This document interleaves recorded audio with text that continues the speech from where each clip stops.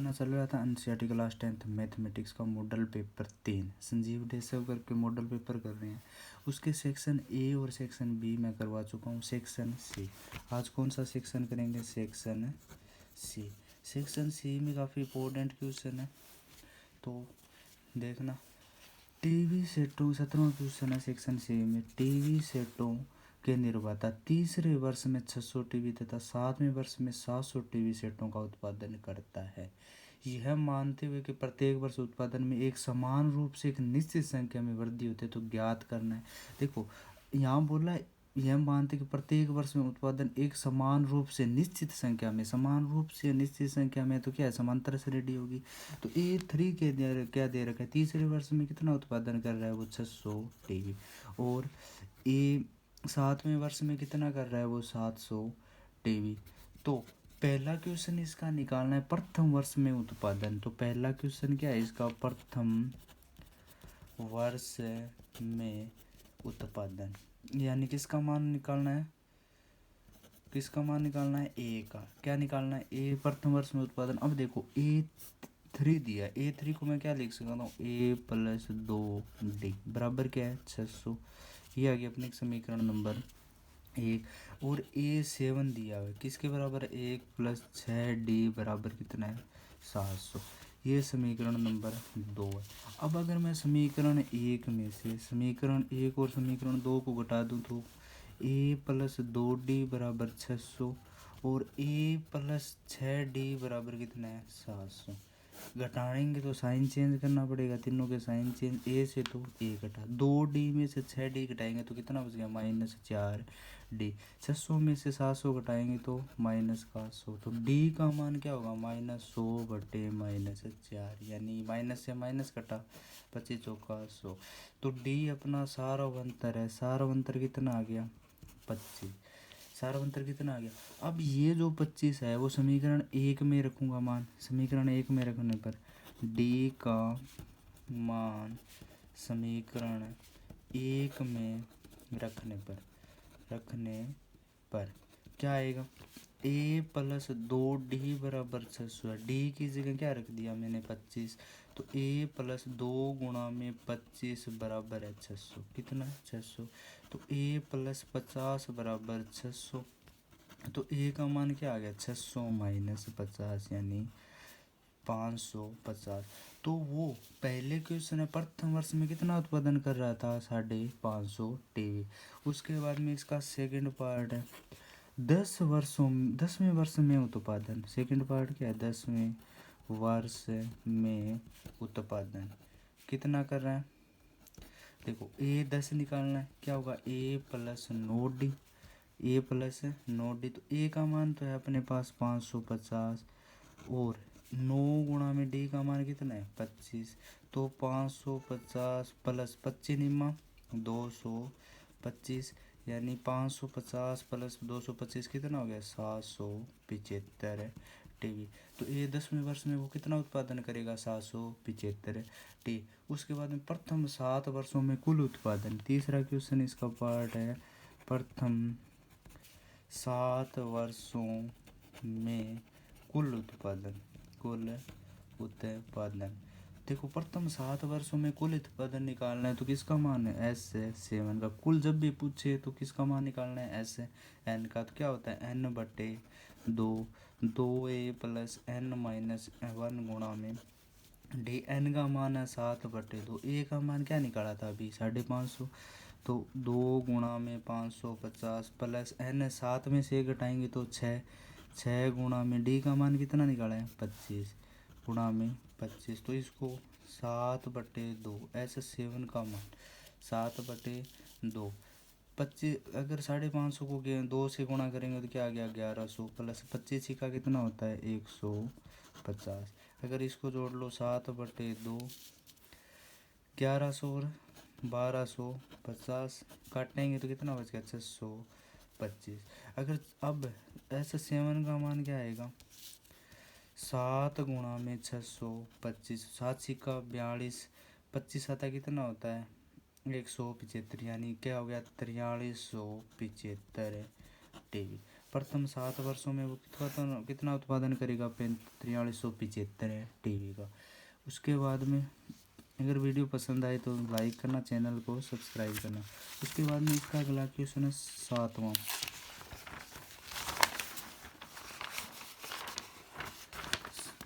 18वां question है।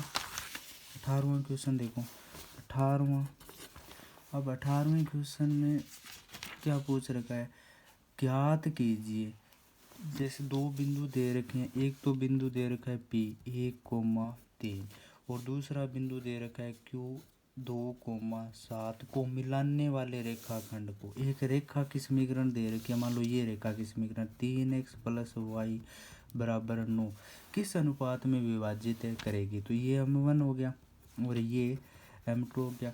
विभाजन सूत्र आपने पढ़ा है। तो x के निर्देश, मान लो इस बिंदु के निर्देशांक मैं क्या ले रहा हूँ, इस बिंदु के x, y। तो x निर्देशांक किसके बराबर होता है? m1 x2 + m2 x1 / m1 + m2। और y निर्देशांक किसके बराबर होता है? m1 y2 + m2 y1 / m1 + m2। ठीक है। तो x2 का मान क्या है? 2, x1 का मान क्या है? 1 और y2 का मान कितना है? 7 और y1 का मान कितना है? 3। तो इस समीकरण में रखेंगे तो x का मान अपने पास आएगा m1, x2 का कितना है? 2m1 + m2। m2 का मान निकालना है, x1 का मान कितना है? तो 1 तो रख दिया m2 बट्टे में m1 + m2। इसी प्रकार अगर y में रखेंगे, y बराबर y2 का मान कितना है? y2 का तो 7m1 प्लस y1 का 3m2 / m1 + m2।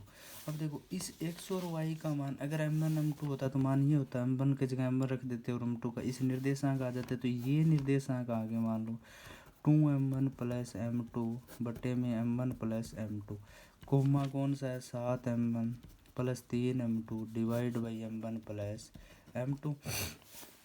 अब ये निर्देशांक है, ये रेखा की समीकरण क्या दे रखी है? 3x + y = 9।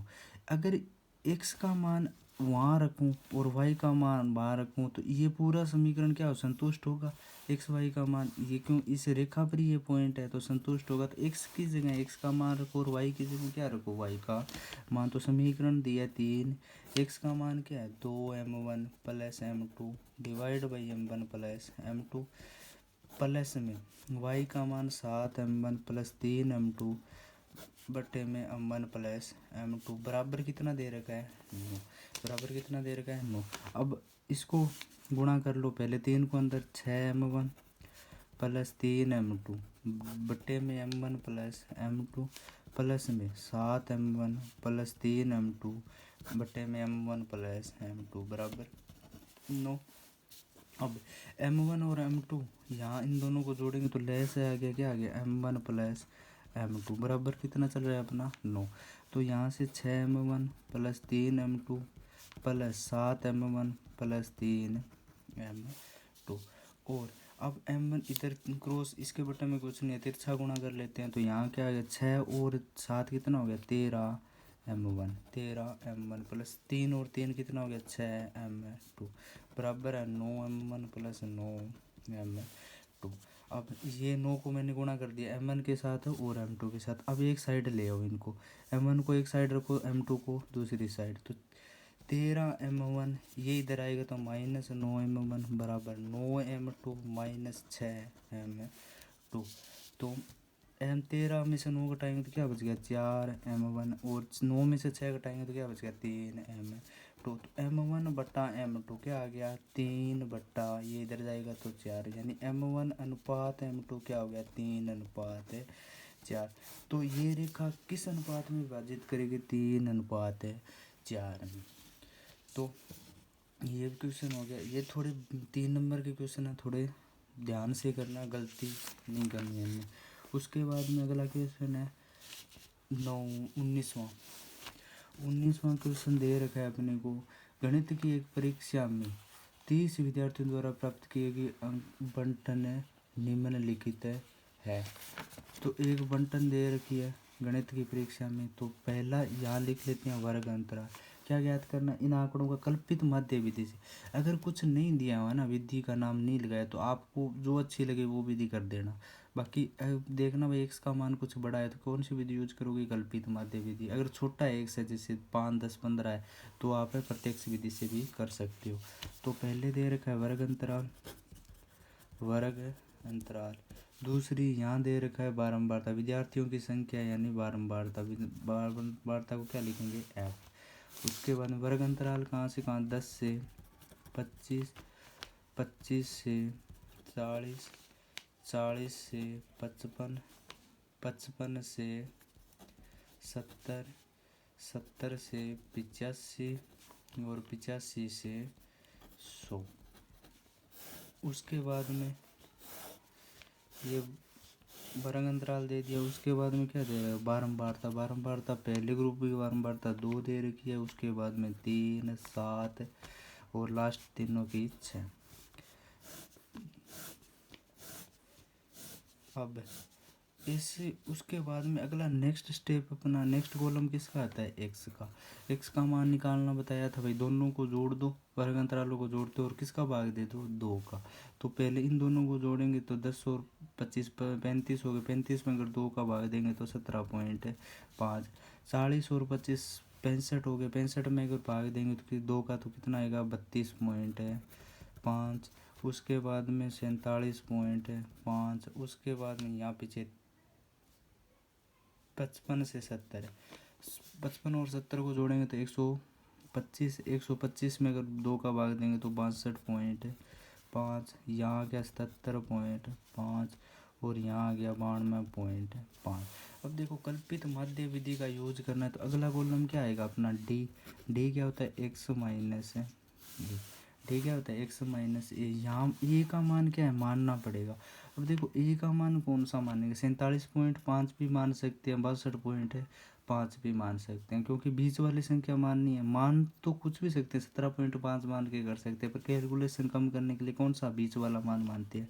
तो माना कल्पित माध्य ए बराबर कितना मान रहा हूँ, 62.5। तो 62.5 में से अगर 17.5, 17.5 में से अगर 62.5 घटाऊंगा तो कितना आएगा, माइनस का 45। यहाँ माइनस का 30, 15 घटेगा ना, माइनस का 15, ये आ गया 0, ये आ गया 15 और ये आ गया 30। अब देखो एक अगला स्टेप कौन सा होता है, f का d के साथ गुणा, किसके साथ, f का d के साथ। तो f कितना है, यहाँ 2 है, -45 के साथ करेंगे तो माइनस का 90, 3 का 30 के साथ करेंगे तो भी माइनस का 90, 7 का 15 साथी 105, तो ये हो गया 105। उसके 62 का 0 के साथ किया तो 0, और 6 का 15 के साथ किया तो 15 छिकी 90, और 6 का 30 के साथ किया तो 180। अब देखो यहाँ होता है sigma F D, F plus वाले जोड़ेंगे तो देखो यहाँ 90 से तो ये 180 से तो ये दोनों कटेंगे, 90 90 ये कट गए, 90 में से अगर 105 घटाएंगे तो सिग्मा एफ टी कितना आएगा, माइनस का 15। और सिग्मा एफ का मान कितना है, 2 और 3 5 और 7 12, 12 और 18 कितना आ गया, 30। तो अब माध्य बराबर क्या होगा, माध्य बराबर ए प्लस सिग्मा एफ डी बटे सिग्मा एफ। ए क्या है अपना 62.5, सिग्मा एफ डी क्या आया माइनस का 15 बटे सिग्मा एफ कितना है 30। तो माध्य बराबर आ गया 62.5। 15 में अगर 30 का भाग देंगे तो 0.05 आएगा, माइनस में आएगा 0.5। तो अब अगर 62.5 में से 0.5 घटाएंगे तो कितना आ गया 62। तो मध्य कितना आ गया अपना 62, मध्य बराबर आ गया 62। अब इसका 20वां क्वेश्चन, 20वां क्वेश्चन काफ़ी इम्पोर्टेंट है। एक वर्त के एक परिगत एक चतुर्भुज ए बी सी डी खींचा गया। जैसे मान लो 20वें क्वेश्चन का डायग्राम बना लेते हैं। ये मान लो एक वर्त, इसके परिगत एक चतुर्भुज ए बी सी डी खींचा गया है। ये यहाँ ऐसे और ऐसे, ये मान लिख रखे हैं ए बी सी और डी। ये है पी क्यू आर और ये पॉइंट दे रखा है एस। तो पहली बात परिगत एक चतुर्भुज ABCD खींचा गया, देखिए आकृति सिद्ध करना है। क्या करना है? सिद्ध करना है। ठीक है, तो पहले इसमें ऑप्शन सिद्ध करना है, पहले क्या लिखते हैं? जब भी सिद्ध करने वाले क्वेश्चन है तो सीक्वेंस होता है उसका। पहले क्या है? दिया है, पहले क्या दिया है? दिया है एक वृत्त के परिगत, परिगत मतलब बाहर की साइड, चतुर्भुज भुज ABCD खींचा गया है, खींचा गया है। दूसरा कॉलम आता है, पहला दिया गया, दूसरा सिद्ध करना है। क्या सिद्ध करना है? AB भुजा AB प्लस CD, ये भुजा AB और ये भुजा, दोनों भुजाओं का जोड़ बराबर होगा AD प्लस BC। AD मतलब ये भुजा और BC मतलब ये भुजा। अब इतना हो गया। उसके बाद में तीसरा कौन सा होता है? उत्पत्ति। ठीक है, उत्पत्ति करते हैं। उत्पत्ति में देखो एक चीज़ आपने पढ़ रखी है, पर मैं 10.2 क्या कहती है? किसी वृत्त के बाह्य बिंदु से वृत्त पर खींची गई स्पर्श रेखाओं की लंबाइयाँ क्या होती है? सेम। तो ये लिख दो। पर मैं 10.2 के अनुसार, पर मैं 10.2 के अनुसार किसी वृत्त, किसी बाह्य बिंदु से वृत्त पर खींची गई स्पर्श रेखाओं की लंबाई क्या होती है? लंबाई समान होती है। ये हो गया। पर मैं 10.2 के अनुसार किसी बाह्य बिंदु से वृत्त पर खींची गई स्पर्श रेखाओं की लंबाई क्या होती है? सेम। तो अब देखो बिंदु ए पर इस बिंदु पर बात करते हैं। दो स्पर्श रेखाएं, एक तो होगी AP और दूसरी कौन सी है? AS। तो AP बराबर किसकी है? AS के। AP बराबर किसकी है? AS के। तो ये आ गया अपने समीकरण नंबर 1, AP बराबर है। दूसरा बिंदु B पर देखो BP किसके बराबर है? BQ के। तो BP बराबर है BQ के। ये आ गई समीकरण नंबर 2। बिंदु C पर देखो CR, ये CR किसके बराबर है? CQ के। तो CR बराबर है CQ, समीकरण नंबर 3। और बिंदु D पर किसके क्या है? बिंदु D पर देखो DS बराबर है DR। तो DR बराबर है DS। 4 समीकरण बना ली 4 समीकरण। अब क्या करना है? अगला स्टेप करना है चारों समीकरण 1 प्लस 2 प्लस 3 प्लस 4, चारों समीकरणों को जोड़ दो। चारों समीकरणों को जोड़ेंगे तो सबसे पहले यहाँ एक साइड वाले जुड़ेंगे तो AP plus BP plus CR plus DR बराबर किसके आएगा? AS plus BQ plus CQ plus DS। समझ में आ गया यहाँ तक?